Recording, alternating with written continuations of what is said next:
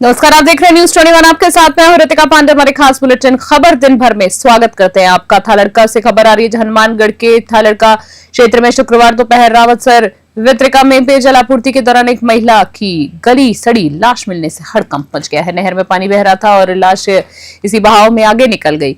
ग्रामीणों ने नहरी विभाग और पुलिस को तुरंत सूचना दी, लेकिन कोई भी अधिकारी मौके पर नहीं पहुंचा। ग्रामीणों ने सवाल उठाया कि जब पेयजल आपूर्ति चालू है उस दौरान लाश नहर में बहाना गंभीर लापरवाही को दर्शाता है। साथ ही बता दें आपको कि ग्रामीणों का कहना है कि अकेले वो क्या कर सकते हैं, प्रशासनिक अधिकारियों की उपस्थिति जरूरी है। इस घटना ने नहर की निगरानी और पेयजल की शुद्धता को लेकर कई गंभीर सवाल खड़े कर दिए हैं। प्रशासन से शीघ्र संज्ञान लेने की मांग की जा रही है।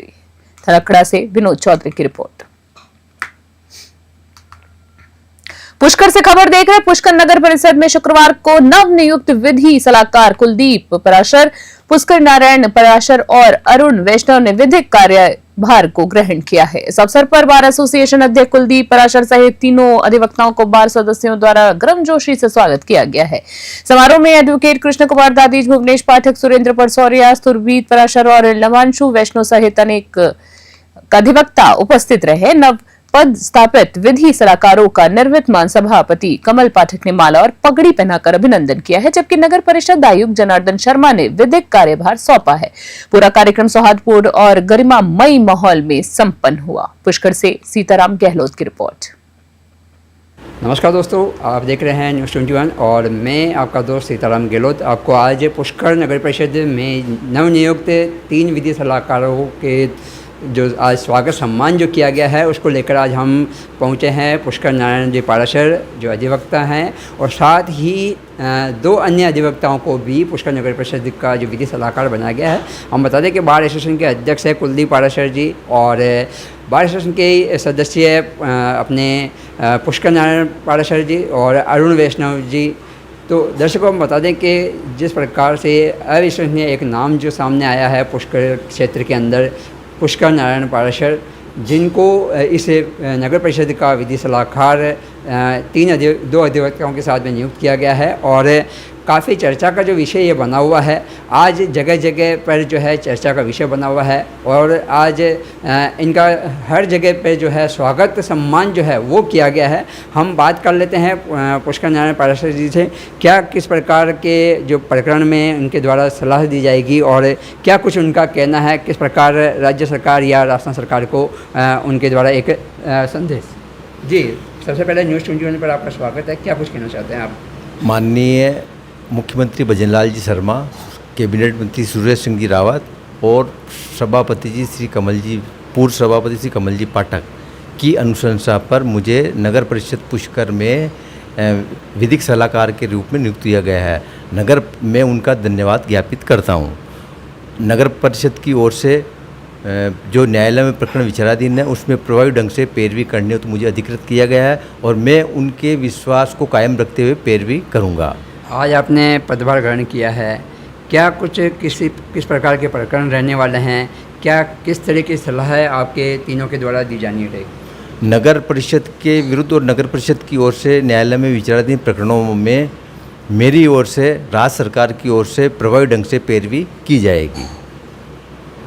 क्या कुछ कहना चाहते हैं स्थानीय लोगों को, कोई मैसेज देना चाहते हैं, क्योंकि आप पूरे पुष्कर में चर्चा का विषय बने हुए हैं और जगह जगह आपका आज स्वागत सम्मान भी किया गया है, विधि सलाहकार नवनियुक्त हुए हैं आप, तो क्या कहना चाहते हैं पुष्करवासियों को? पुष्करवासियों को मैं इतना ही कहना चाहता हूँ कि जो सरकार के द्वारा मुझे जो जिम्मेदारी दी गई है मैं उसको ईमानदारी पूर्वक कर्तव्य का निर्वहन करूँगा।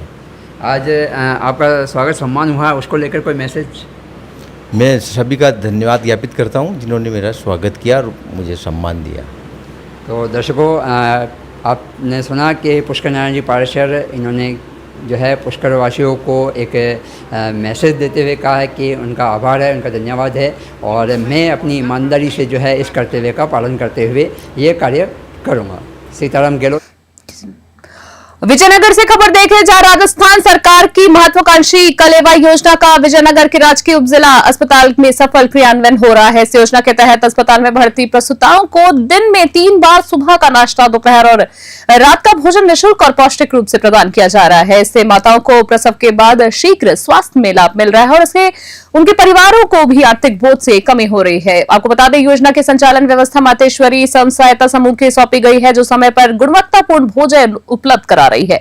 प्रसूताओं ने भी भोजन की गुणवत्ता और सुविधा पर संतोष जताते हुए सरकार का आभार प्रकट किया है। श्री विजयनगर से गौरव व्यास की रिपोर्ट।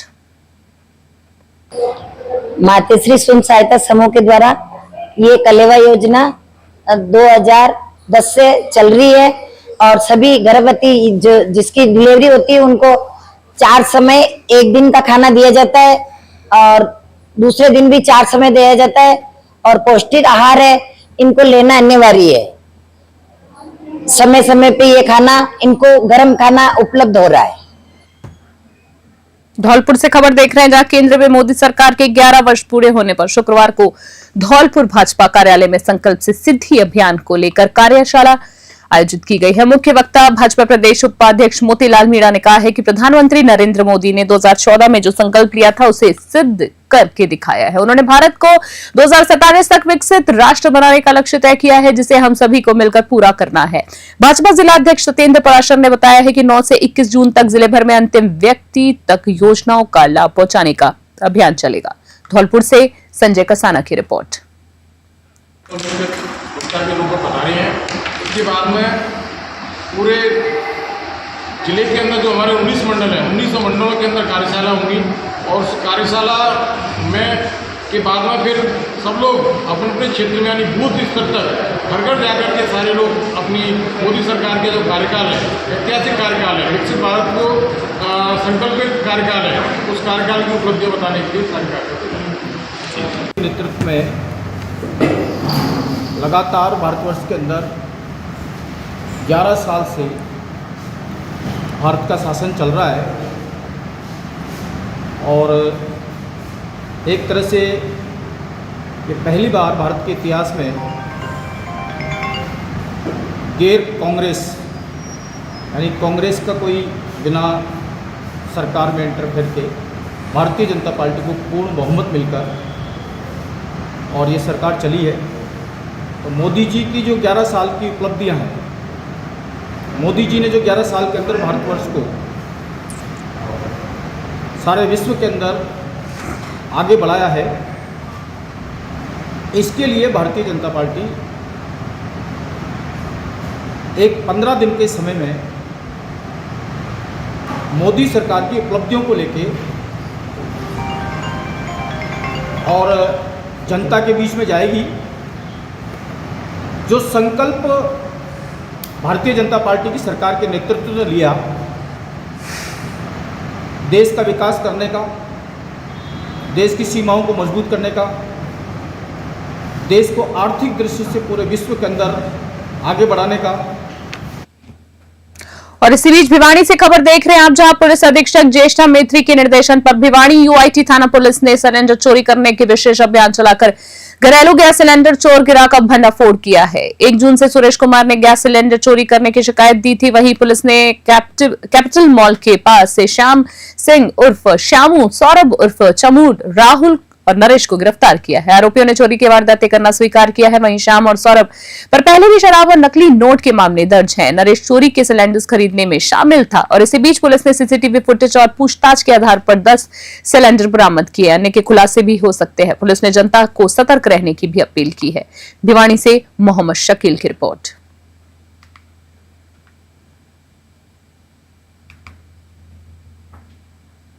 और इसी बीच खबर जैतसर से देख रहे हैं, जहां केंद्रीय राज फार्म सरदारगढ़ सामाजिक दायित्व योजना के तहत शुक्रवार को 2 ग्राम पंचायतों में अनाज भंडारण केबिन का वितरण कार्यक्रम आयोजित किया गया है। सरदारगढ़ के अटल सेवा केंद्र पर फार्म प्रमुख डॉक्टर आर.के. दादीज, बीज परा उत्पादन विशेषज्ञ सुशांत प्रियदर्शनी एवं ग्राम पंचायत प्रशासक की मौजूदगी में केबिन दिए गए हैं। वहीं सिलवानी गांव में भी निशुल्क वितरण किया गया है। केंद्रीय राज्य फार्म की ओर से बताया जा रहा है कि ये केबिन बीज उत्पादन के प्राप्त आय के सामाजिक उपयोग के तहत महिला कृषकों, बीपीएल, लघु और सीमांत किसानों को प्रदान किए जा रहे हैं। इस पहल के किसानों को अनाज सुरक्षित रखने में भी मदद मिलने वाली है। जैतसर से डीडी पारिक की रिपोर्ट। मेंढीपुर बालाजी से खबर देख रहे हैं आप। आपको बता दें बुलेटिन में अगली, जहां राजकीय उप जिला चिकित्सालय सिकराय के स्टाफ ने निर्जला एकादशी के पावन अवसर पर अस्पताल से बाहर राहगीरों और ग्रामीणों को मिल्क रोज और शरबत एवं ठंडाई वितरित कर गर्मी से राहत दिलाई है। इस बीच आपको बता दें सेवा कार्यक्रम में अस्पताल प्रभारी डॉक्टर रामकिशन मीणा, डॉक्टर जितेंद्र शर्मा, नरेंद्र शर्मा, सुशील शर्मा, आकाश शर्मा, प्रवेश मीणा, लेखराज मीणा, राकेश मीणा सहित अन्य कर्मचारी भी उपस्थित रहे। इसी स्टाफ द्वारा दिन भर तन मन से लोगों की सेवा की गई और इस पहल में क्षेत्रवासियों ने स्वास्थ्य कर्मियों की भी सराहना की है। मेंढीपुर बालाजी से गोपाल नंदारी की रिपोर्ट।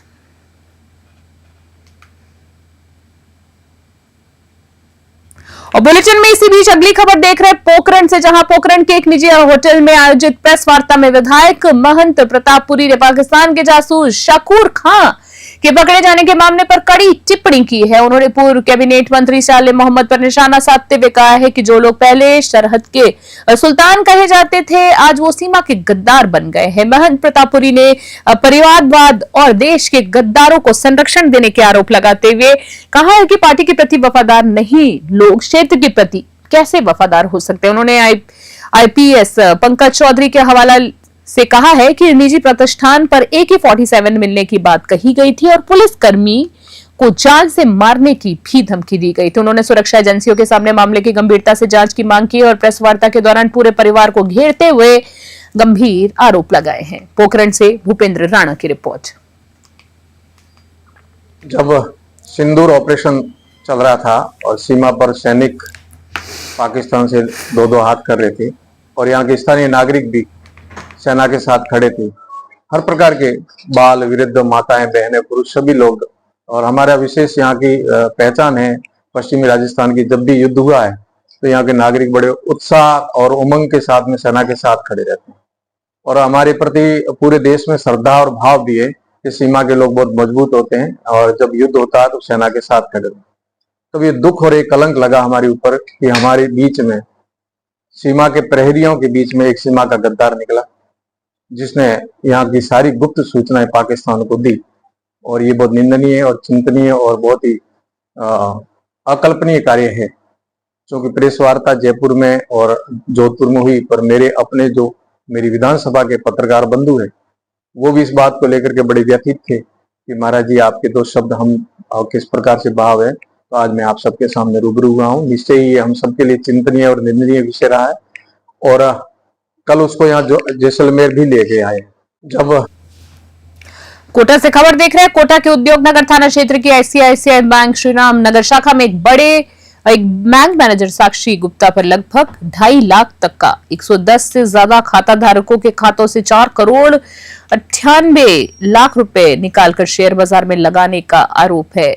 करीबन 60 लाख रुपए निकालकर शेयर बाजार में लगाने के आरोप के बाद पुलिस जांच में पता चला कि साक्षी ने ग्राहकों के मोबाइल नंबर तक बदल दिए ताकि ट्रांजैक्शन मैसेज खाता धारकों को न मिले। उसने 40 खातों पर ओवरड्राफ्ट सुविधा अवैध रूप से शुरू करी और 31 ग्राहकों की FD को समय से पहले बंद कर दिया और 1,34 लाख रुपए अनधिकृत खातों से ट्रांसफर कर दिए हैं। एक वृद्ध महिला के खाते में करीबन 3 करोड़ से अधिक रुपए जमा कर पूल खाते की तरह इस्तेमाल किया गया है। साक्षी ने debit card, pin and OTP को गलत इस्तेमाल कर कई लेन देन की और 3,40,000 रुपए का पर्सनल लोन भी धोखे से ले लिया है। पुलिस ने 31 मई को साक्षी को गिरफ्तार कर जेल भेज दिया है। इस मामले की गहनता से जांच हो रही है। कोटा से कामधेनु जोशी की रिपोर्ट। दिनांक 18/2/2025 को तरुण दादीच शाखा प्रबंधक ICICI बैंक श्री रामनगर ने उपस्थित थाना होकर एक तहरीरी रिपोर्ट पेश की कि बैंक रिलेशनशिप मैनेजर साक्षी गुप्ता द्वारा 41 खातेधारकों के 110 बैंक अकाउंटों की OD अकाउंट खोलकर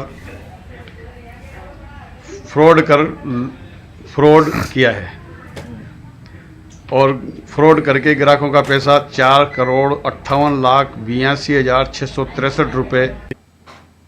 भांडा रोड से खबर है, जहां भांडा रेंज नगर पालिका क्षेत्र में दाभाई वाली शिव परिवार प्राण प्रतिष्ठा समारोह का शुभारंभ हुआ है। ये 5 दिवसीय भक्तिमय कार्यक्रम कलश यात्रा के साथ शुरू हुआ, जो नगर के विभिन्न इलाकों से होता हुआ आयोजन स्थल पर पहुंची।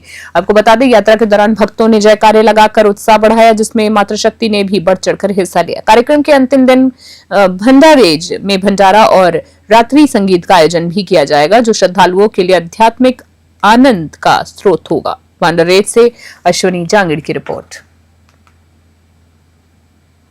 राजस्थान के सिरोही से खबर देख रहे हैं। आपको बता दें, राज्यपाल हरिभाऊ बागड़े ने 2 दिवसीय दौरे पर शुक्रवार को सिरोही पहुंचे हैं, जहां जिला परिषद सभागार में जिला स्तरीय अधिकारियों की बैठक में उन्होंने केंद्र और राज्य सरकार की योजनाओं की समीक्षा करते हुए आवश्यक दिशा निर्देश दिए हैं। राज्यपाल बागड़े ने कहा है कि किसी भी राष्ट्र की प्रगति के लिए शिक्षा की गुणवत्ता अत्यंत महत्वपूर्ण है। उन्होंने शिक्षा विभाग को बच्चों की बौद्धिक क्षमता बढ़ाने और तार्किक सोच विकसित करने पर जोर दिया है। साथ ही शिक्षकों को प्रेरित किया है कि वे सिर्फ किताबों तक सीमित न रहकर बच्चों को व्यापक ज्ञान प्रदान करें। उन्होंने नन्हे बच्चों को विद्यालय से जोड़ने के लिए शैक्षिक गतिविधियों को रोचक बनाने तथा विद्यालयों में खेल कूद को बढ़ावा देने पर भी जोर दिया है, साथ ही जिससे बच्चों का शारीरिक और मानसिक विकास हो सके। भिक्षावृत्ति में फंसे बच्चों को भी शिक्षा से जोड़ने के विशेष प्रयास के निर्देश दिए हैं। सिरोही से विक्रम रावल की रिपोर्ट।